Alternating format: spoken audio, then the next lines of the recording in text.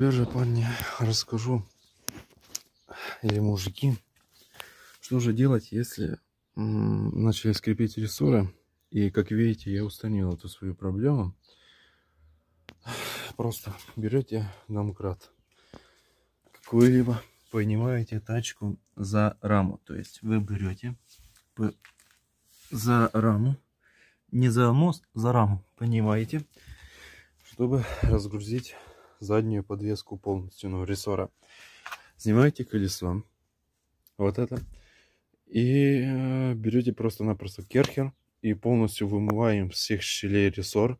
Ну, если там у вас есть вода, помыть заодно арку, но у меня нету на это времени. Вымыть полностью рессоры желательно с двух сторон, что одну, что другую, и также само с второй стороны нужно будет подомкрачивать машину. Кто-то скажет, что можно просто смазать отработкой, даже по грязи, и все.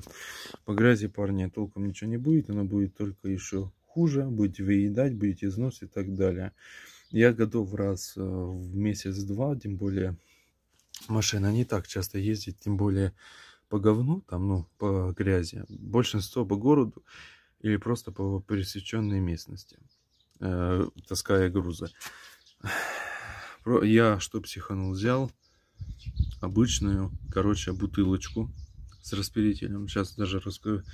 И размешал дизельное масло М8, чуть-чуть солярой.